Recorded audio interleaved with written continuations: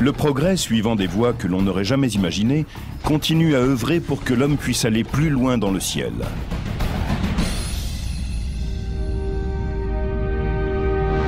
Pendant des années, les beautés de l'univers nous ont entraînés vers les espaces lointains. Aujourd'hui, leurs mystères semblent à notre portée et nous pouvons accomplir notre destin. Je ne sais pas si c'est écrit dans nos gènes, mais dès que nous voyons au loin quelque chose, notre curiosité est piquée. Et nous avons tout de suite envie d'aller jeter un œil. Aujourd'hui, les télescopes nous permettent de voir de plus en plus loin. Alors pourquoi ne pas tenter le voyage vers ces objets qui semblent aujourd'hui à portée d'une prochaine mission spatiale? T-minus 10, 9, main engine start, 5, 4, and liftoff of Space Shuttle Atlantis to assemble the... En quittant la planète qui l'héberge depuis toujours, l'homme a accompli un de ses plus grands exploits. Mais personne, depuis 1972, ne s'est aventuré au-delà de l'orbite terrestre. Notre programme spatial a été gelé pendant 30 ans. Nous ne faisons que tourner autour de la Terre. C'est comme si Christophe Colomb, après avoir exploré une première fois le Nouveau Monde, s'était contenté de naviguer le long de la côte espagnole durant le reste de sa vie. Quel est le problème? Un tout petit mot de 4 lettres, le coût.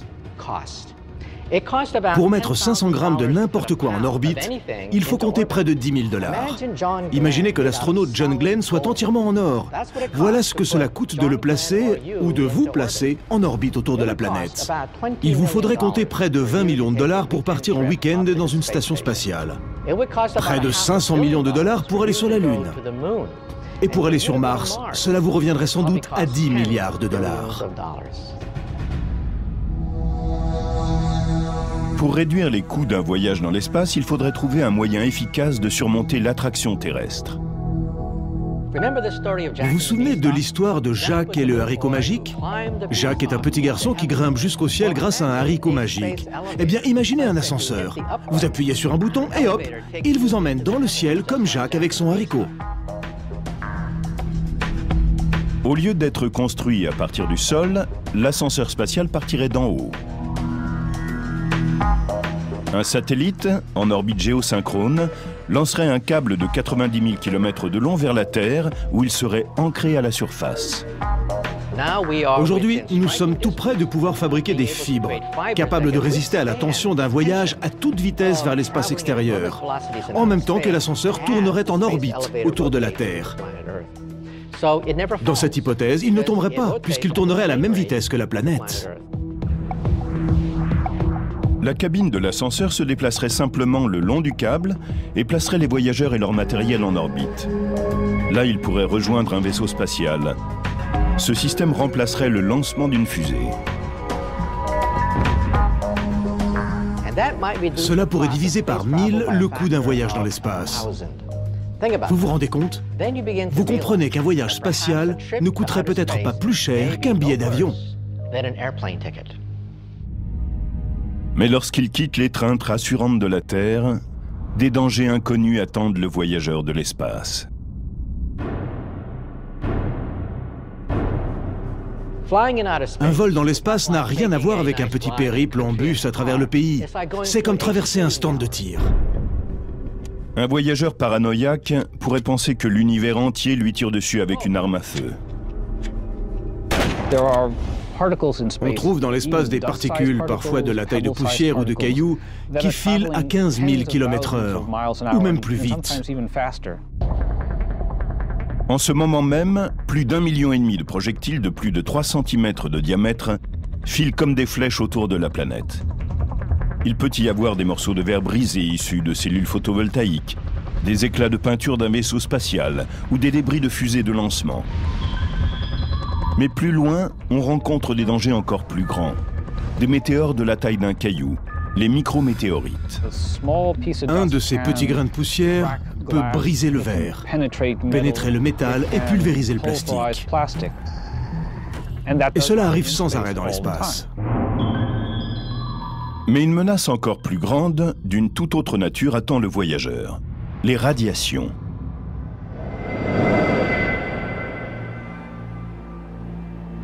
On a pu voir les effets dévastateurs de cette énergie invisible après le lâcher de bombes atomiques sur le Japon au cours de la Seconde Guerre mondiale. Ainsi qu'après la catastrophe nucléaire de Tchernobyl. Le Soleil, qui nous donne la vie, déverse des flots de radiation mortelle. Rendez-vous compte à quel point nous sommes protégés dans ce havre qu'est la Terre. Nous sommes protégés par l'atmosphère, car le champ magnétique terrestre absorbe la majeure partie du rayonnement du Soleil. C'est ainsi que naît l'aurore boréale. Dans l'espace, ce phénomène vous arrive droit dessus.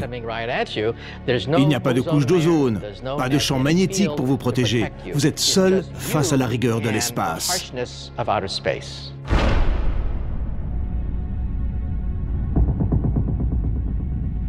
La Terre est à environ 135 millions de kilomètres du Soleil. Sur cette distance, plusieurs centaines de millions de particules traversent chaque centimètre carré de l'espace autour de la planète, à chaque seconde. Des particules à haute énergie arrivent sans cesse du Soleil. Mais de temps en temps, il y a une dose supplémentaire de ces particules brûlées par le Soleil. Nous avons alors une radiation à très haute énergie, et c'est terrible. Ce niveau de radiation n'est jamais bon pour l'ADN de qui que ce soit. C'est dans les régions des taches solaires que sont brûlées ces quantités extraordinaires d'énergie. On a alors comme une batterie de canons qui bombarderait le cosmos. On n'a aucun moyen de prévoir ces radiations avant leur arrivée. Malheureusement, le danger des radiations ne diminue pas lorsqu'on s'éloigne du Soleil. C'est pour cette raison que nous sommes sous la menace d'une autre forme d'énergie. Connus sous le nom de rayons cosmiques galactiques, ils sont issus de mondes extraterrestres lointains, d'étoiles en explosion et de trous noirs. Les rayons cosmiques galactiques se composent de particules qui se déplacent à une vitesse très proche de celle de la lumière. Une simple particule de fer qui viendrait frapper votre corps peut avoir le même effet qu'une balle de baseball lancée à 150 km/h. Ça peut être dévastateur. Bien que les particules de fer soient rares, lorsqu'un astronaute quitte la protection du vaisseau spatial, par exemple quand il fait quelques pas dans l'espace, des milliers de rayons cosmiques galactiques pénètrent son corps à chaque seconde. Sur 24 heures, les rayons et particules solaires qui attaquent le voyageur de l'espace correspondent à ce qu'il recevrait en 6 mois à la surface de la Terre.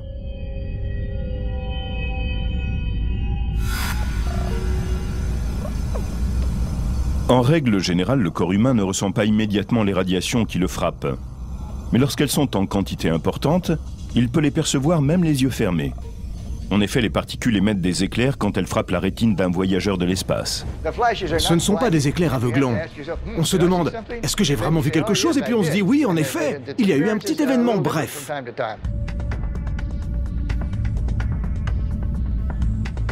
Mais le corps humain est affecté par cet étrange mode de vie où il est ultra léger. Je pense que la chose la plus dangereuse dans l'espace est l'absence de gravité. L'absence de poids provoque un changement dans quasiment tous les systèmes de notre corps. Et cela ne s'arrête que lorsqu'on retourne vers un monde où la gravité nous attire de nouveau vers le bas. Une des premières conséquences de l'absence de gravité dans l'espace, c'est la perturbation du sens de l'orientation. Qu'est-ce qui est en haut? Qu'est-ce qui est en bas? Très bonne question. Mais c'est vous qui en décidez.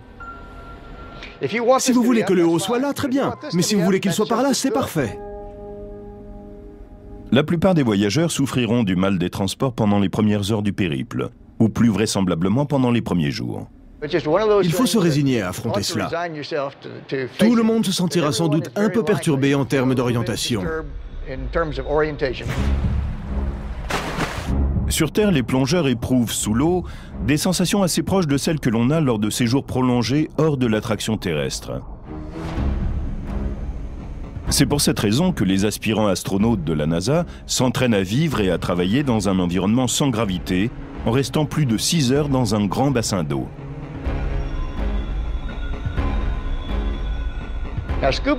Avec un tel équipement, vous ressentez quand même la force de gravité. Mais en même temps, tout votre corps est uniformément allégé par l'eau qui vous soutient. Et s'il n'y avait pas la vision des bulles qui remontent à la surface, la nage sous l'eau procure assez bien ce sentiment de désorientation. Mais en apesanteur, au fur et à mesure que le temps passe, le corps humain, n'ayant plus besoin de résister à la force de gravité, commence à perdre sa masse musculaire et osseuse. Quand vous êtes dans l'espace, votre corps pense qu'il est peut-être allongé sur un lit. Et si vous n'y prenez pas garde, il commence à s'atrophier. Pour y remédier, un astronaute a besoin de faire tous les jours de l'exercice. Les jambes sont particulièrement vulnérables parce qu'on les utilise très peu. Dans ce monde-là, les bras et les mains font la majeure partie du travail quand il s'agit de déplacer son corps. Le plus difficile, c'est de s'habituer à vivre dans l'espace. Alors qu'on ne peut marcher pour traverser une pièce. On ne peut se déplacer qu'en flottant. L'absence de gravité ralentit aussi la digestion, ce qui peut causer des problèmes au moment des repas. Le système digestif s'arrête. On ne peut pas manger ni boire avant d'être sûr de pouvoir de nouveau digérer. Et cela peut prendre des heures dans la journée. Pire encore, la gravité zéro et les radiations peuvent se combiner de façon particulièrement dangereuse. Dans l'espace, le système immunitaire n'est pas aussi efficace qu'à l'ordinaire. Beaucoup de bactéries et de virus que nous tenons d'habitude à distance deviennent plus virulents. De plus, les bactéries peuvent se développer 50 fois plus vite. Et un virus apporté à bord pourrait muter et se transformer, grâce aux radiations omniprésentes, en un prédateur tel qu'on n'en a jamais vu. Toutes ces difficultés s'abattraient sur les voyageurs de l'espace dans les premières heures ou les premiers jours. Et que dire de voyages encore plus longs? Ils n'en seront que plus pénibles. L'univers est un endroit inoubliable. Mais il est réservé aux aventuriers les plus hardis, ceux qui auront le courage de s'enfoncer dans un environnement empli de dangers mortels. Et qui n'auront pas peur de se promener loin de la sécurité et de la familiarité de leur univers. Nous trouvons tout naturel que nos vêtements soient souples et que des machines assurent la température de la pièce. Parce que de façon implicite ou explicite, ils sont conçus pour ça. Si vous vous approchez du soleil, vous allez devoir affronter des températures de centaines de degrés. Et si vous vous en éloignez, elles seront très en dessous de zéro. Sur Terre, il y a tellement de choses que nous estimons naturelles. Nous sommes ici à l'extérieur et nous avons la lumière du soleil, de l'air frais autour de nous. Là-haut, on est dans un écosystème fermé où il faut répondre à tous les besoins que la Terre assure automatiquement. En même temps, vous préservez l'intégrité de votre espace. Vous ne subissez pas de rapide décompression ou de soudaine suffocation.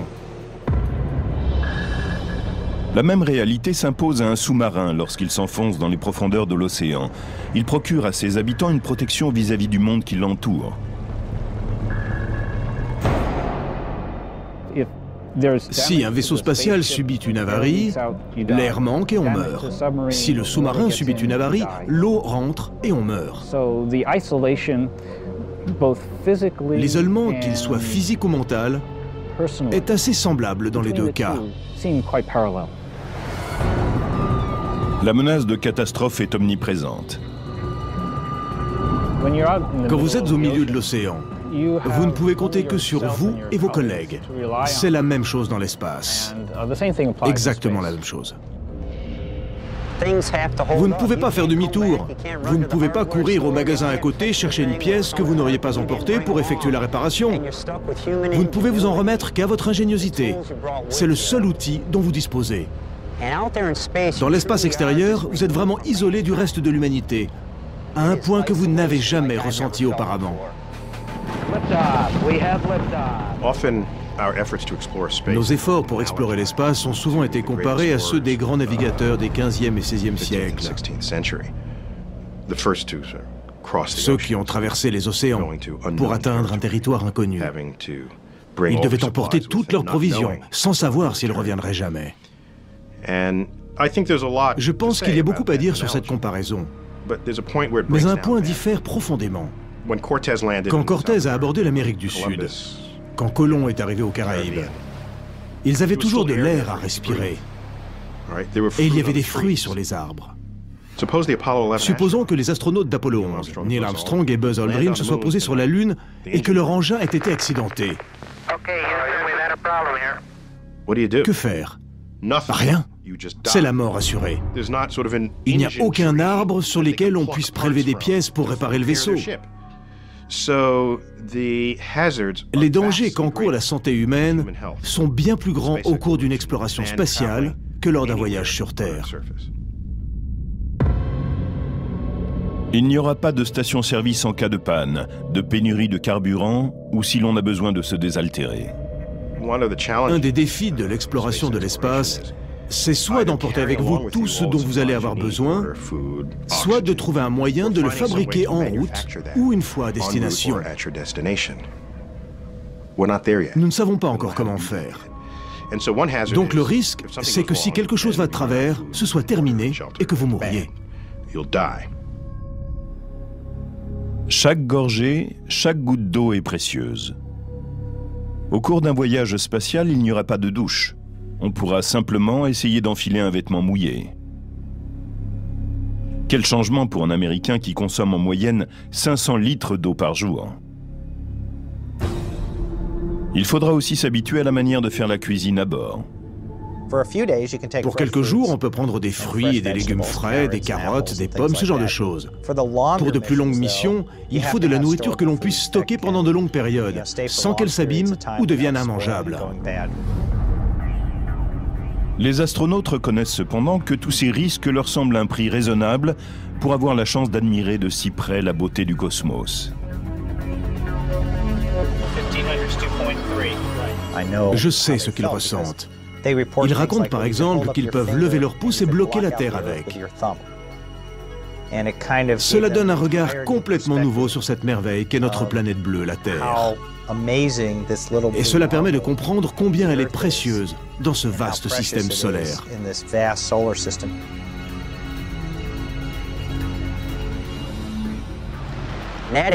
Cette expérience m'a changé à jamais. Et je pense qu'elle changera quiconque aura la possibilité de la vivre dans le futur. Pourtant, la durée du voyage pourrait limiter le type d'expérience accessible aux voyageurs de l'espace. Les distances, dans notre vaste univers, peuvent défier la compréhension. Admettons que le Soleil soit de la taille d'un ballon de basket. La Terre ne serait alors pas plus grande qu'un petit pois.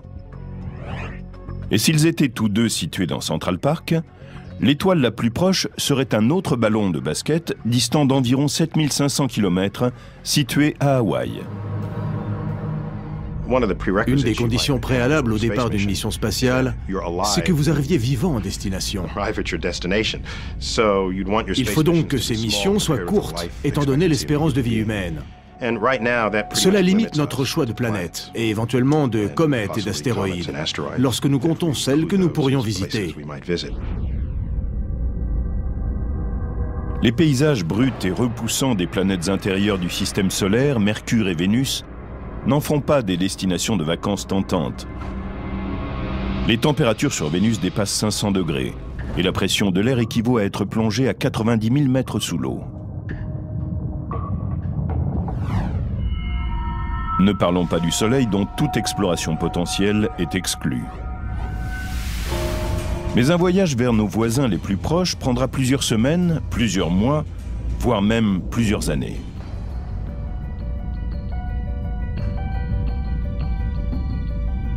Près de 210 millions de kilomètres séparent l'orbite de la Terre et celle de Mars. Mais comme chaque objet tourne autour du Soleil à une vitesse différente, les distances entre les deux planètes changent continuellement. Le problème, si nous voulons aller sur Mars, c'est que la Terre et Mars ne sont alignés qu'une fois tous les 2 ans.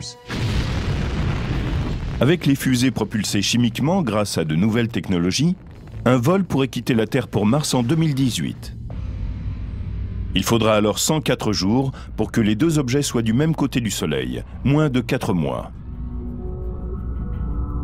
Après une halte de 40 jours, le voyage de retour demanderait un peu plus de 6 mois. Il faudrait donc 1 an pour accomplir le parcours entier.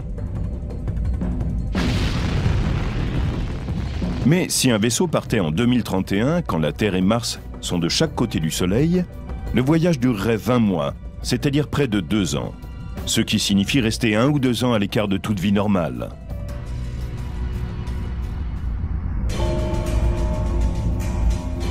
Il y a bien les comètes, ces boules de neige surdimensionnées qui s'approchent assez de la Terre pour qu'on puisse envisager de les rejoindre en quelques mois seulement. Il faudrait trouver une comète qui va vers le Soleil et lui sauter dessus. Regardez le coma grossir, la queue se former et le Soleil s'agrandir sous nos yeux, d'abord lentement, puis plus vite. Et enfin revenir en arrière et sortir de là. Ce serait le parcours le plus amusant à faire dans le système solaire. Ce serait dangereux parce que les particules de la comète pourraient venir vous frapper et d'autres débris pourraient vous tuer. Mais ce serait un voyage intéressant.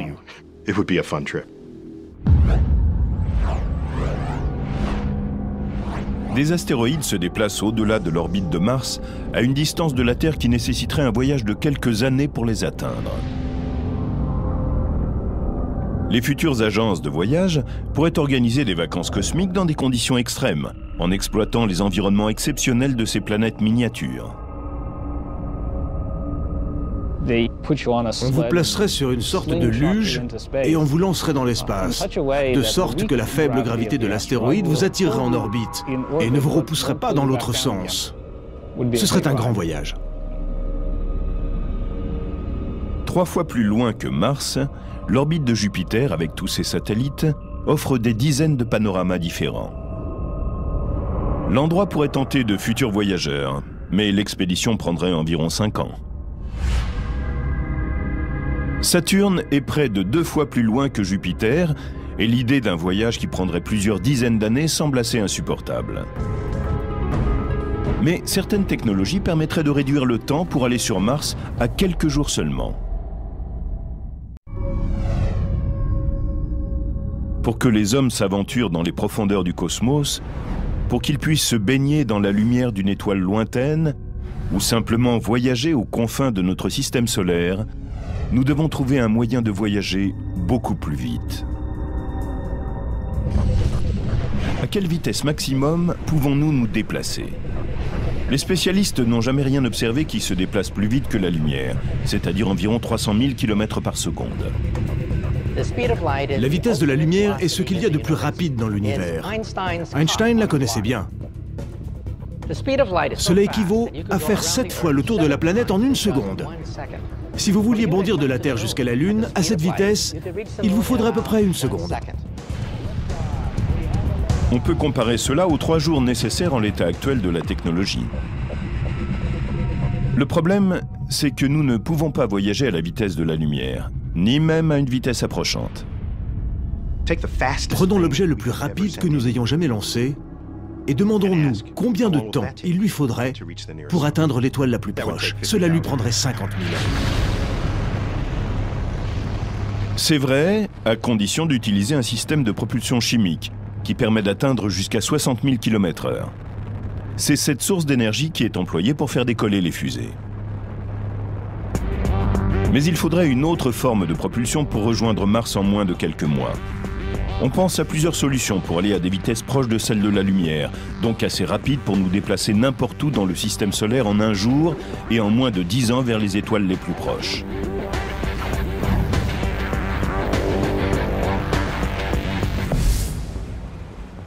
Une de ces théories fait écho à un ancien mode de propulsion terrestre, le vent qui souffle dans les voiles des bateaux.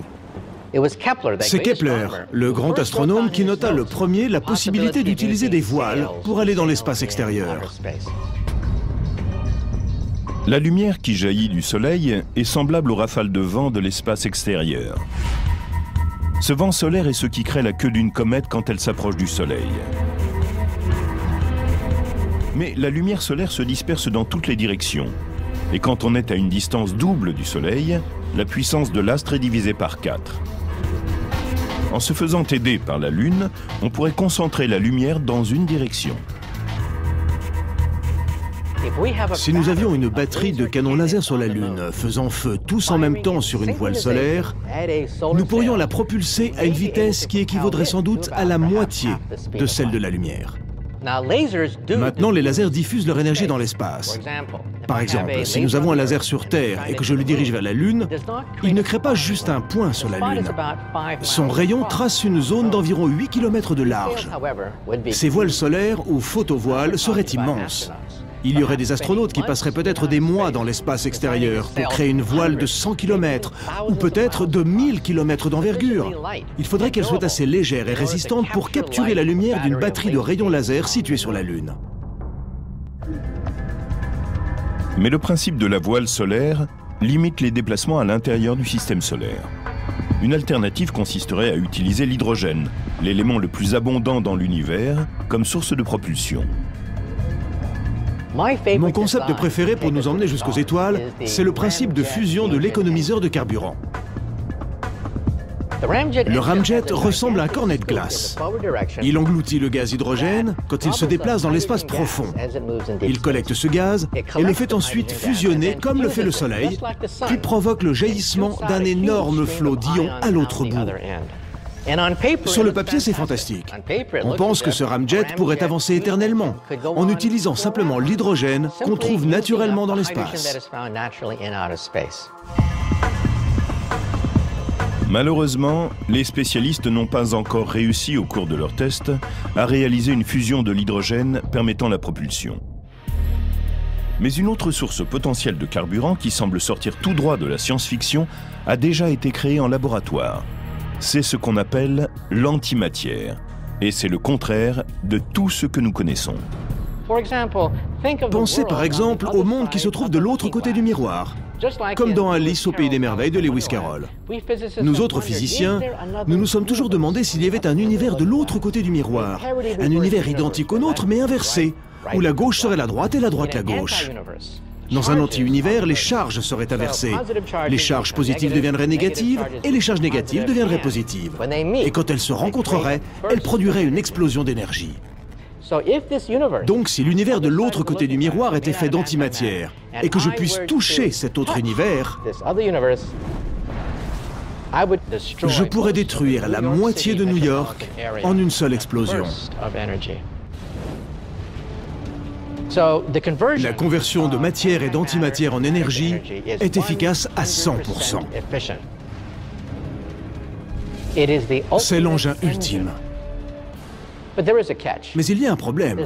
Il y a toujours un problème. Nous pouvons peut-être créer des anti-atomes en laboratoire, mais le coût en est exorbitant. Créer une cuillère à thé d'antimatière provoquerait la faillite de la Banque des États-Unis. Pourtant, il suffirait de quelques grammes pour nous emmener sur Mars. Et avec quelques cuillères à thé d'antimatière, nous pourrions atteindre des étoiles proches. Mais pour que nous puissions visiter une étoile lointaine ou une autre galaxie, il nous faut disposer d'un moyen encore plus étrange que celui dont rêvait Alice lorsqu'elle regardait de l'autre côté. Les experts continuent à chercher la méthode qui nous propulsera plus loin encore. Car même à la vitesse de la lumière, nous ne pourrions aller très loin.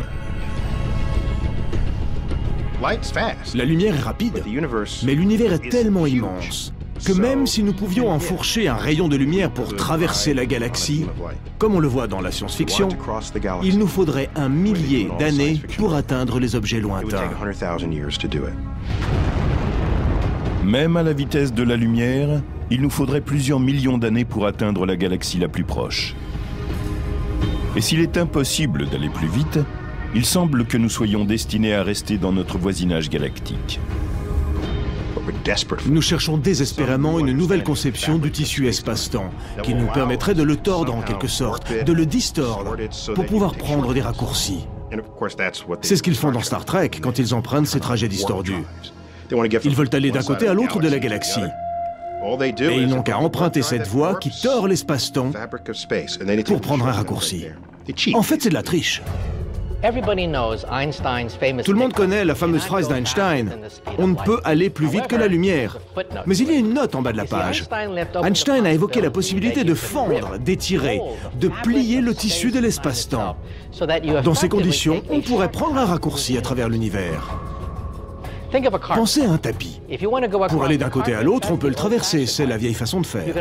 Mais on peut aussi prendre un lasso, il y a une table de l'autre côté du tapis et l'on attire la table avec le lasso, si bien qu'on efface l'espace qui est devant soi.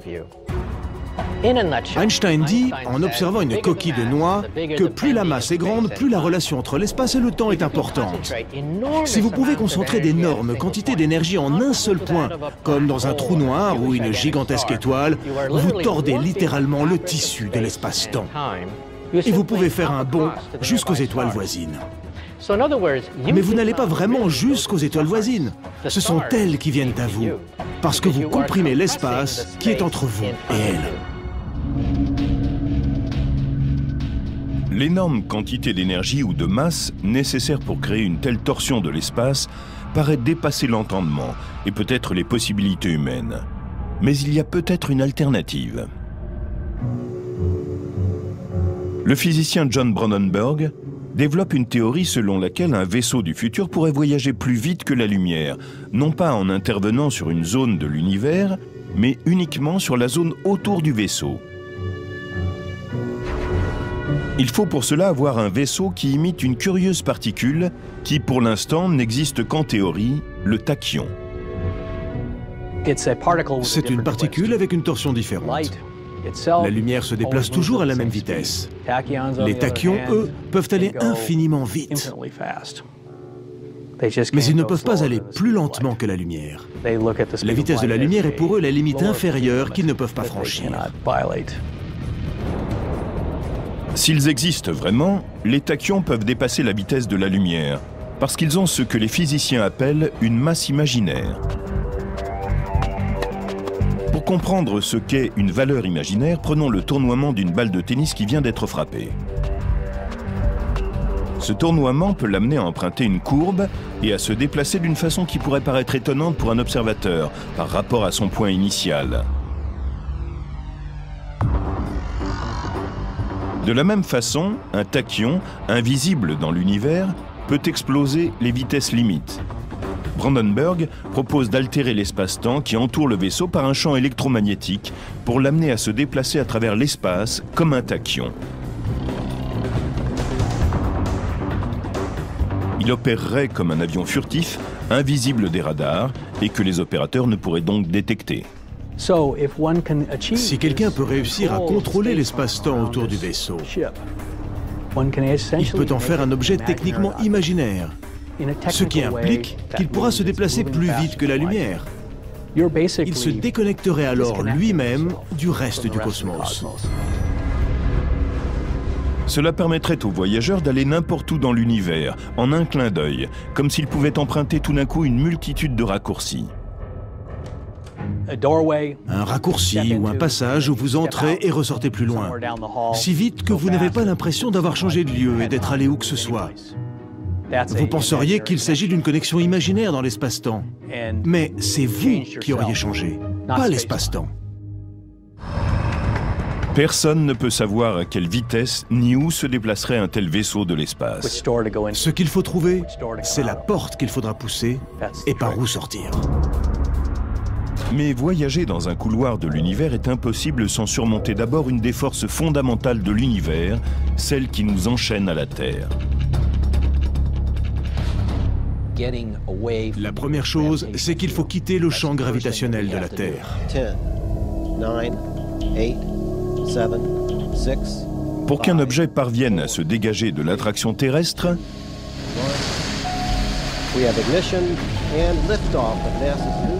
il doit atteindre une vitesse de 26 250 km/h. À cette vitesse, on effectue le trajet New York-Los Angeles en à peu près 8 minutes. Il n'y a pas d'autre moyen que la force brute, en tout cas à l'heure actuelle. Tandis qu'un ascenseur de l'espace ne peut échapper à l'attraction terrestre, Une fusée peut s'en dégager avec une force brute fournie par une réaction chimique, l'explosion de son carburant en combustion. C'est une énergie chimique qui propulse aujourd'hui les fusées. À chaque fois que vous brûlez quelque chose, il y a énergie chimique. À chaque fois qu'une fusée brûle, c'est lié à une énergie chimique. Lorsque vous démarrez votre voiture, c'est le même phénomène qui se produit.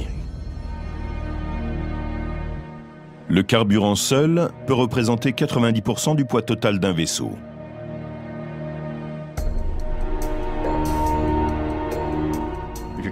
Vous transportez tout le carburant dont vous aurez besoin. Ensuite, le premier carburant brûlé sert essentiellement à placer celui qui reste en orbite. C'est comme si l'on voulait aller de New York à Los Angeles sans refaire le plein. Il faudrait avoir un camion-citerne derrière soi. Mais une grande partie du carburant de ce camion-citerne servirait simplement à déplacer ce qu'il y a dans ce véhicule. La navette spatiale, ses fusées et le carburant qu'elle transporte pèsent 2000 tonnes. Et il faut une explosion tonitruante pour la faire décoller de terre. Well, Brent, looks like your long wait is over. We wish you all the best luck in the world. Godspeed, and we'll see you back here in about 2 weeks. À l'heure actuelle, pour partir dans l'espace, les voyageurs doivent d'abord s'élancer dans le ciel grâce à une détonation contrôlée. Quel que soit le poids du vaisseau, nous avons à produire une poussée d'1,5 à 2 fois ce poids pour quitter la surface de la Terre. Pour faire décoller la navette spatiale à la vitesse demandée, il faut une poussée de 3500 tonnes. Faisons une comparaison. Imaginez que je tienne dans ma main une balle de 500 grammes.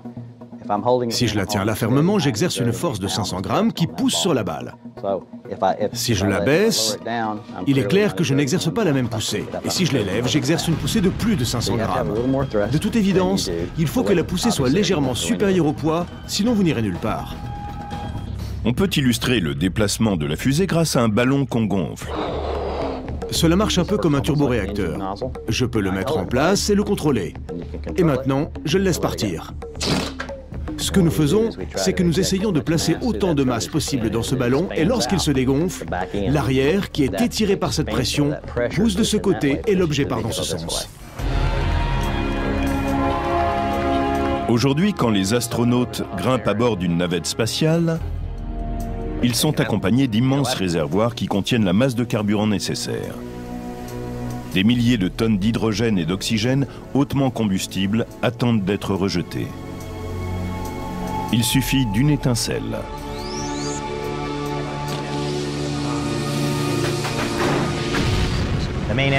L'engin principal démarre 6 secondes avant le décollage. La navette est secouée comme si elle voulait s'arracher de la rampe de lancement. Et à ce moment-là, vous pensez, oh mon Dieu, une force de 1000 tonnes représente une poussée incroyable. C'est un peu irréel. On n'arrive pas à croire que c'est en train d'arriver. Vous désiriez cela depuis des années, et ça y est, vous y êtes. C'est comme vivre un tremblement de terre, mais qui aurait été conçu par l'homme. Après avoir dépensé plusieurs millions de litres de carburant pour 2 minutes de vol, les fusées de lancement se détachent. Quand ces éléments se détachent, cela ressemble à un accident ferroviaire. Vous accélérez encore et encore, et vous brûlez tout le carburant du grand réservoir principal. Au bout des 6 minutes suivantes, vous accélérez jusqu'au point où vous sentez une accélération de 3G, 3 fois la force de gravité. C'est comme s'il y avait un immense gorille assis sur votre poitrine.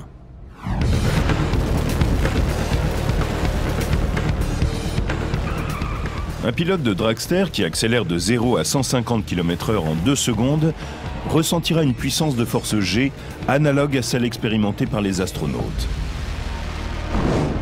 Pendant l'accélération, vous regardez le cadran qui indique la vitesse. Vous êtes à des milliers de kilomètres par seconde, jusqu'à ce que vous arriviez à 25 fois la vitesse du son. Et là, ça s'arrête. Ensuite, tout flotte. Maintenant, vous êtes dans l'espace. Ce n'est pas très loin. Il ne faut que 8 minutes et 30 secondes pour y arriver. Avant de s'aventurer dans les contrées lointaines de l'univers et atteindre de nouveaux mondes, il faudra d'abord commencer par retourner voir une vieille amie. L'ascenseur de l'espace n'est pas pour aujourd'hui. La NASA projette d'envoyer une nouvelle mission sur la Lune dans l'idée d'utiliser son orbite autour de la Terre comme base de départ pour des voyages plus lointains. Le projet Constellation de la NASA, qui succède au légendaire programme Apollo, a pour but de mettre le pied sur la Lune en 2020. 2 fusées indépendantes sont à la base de ce plan. La fusée sans équipage Ares 5, dont la hauteur imposante est plus grande que 3 terrains de football mis bout à bout, portera l'atterrisseur lunaire, le matériel et une fusée qui partira de la Terre pour se placer sur une orbite où elle attendra les astronautes. La fusée Ares 1 amènera l'équipe d'astronautes pour qu'ils tournent en orbite à bord d'une capsule. Elle aura ensuite rendez-vous avec la fusée de départ et filera vers la Lune. Ce système de tandem nous permettra d'emporter plus de provisions, plus de produits de base vers la Lune, alors qu'Apollo n'autorisait que des voyages d'1 à 2 jours avant de faire demi-tour.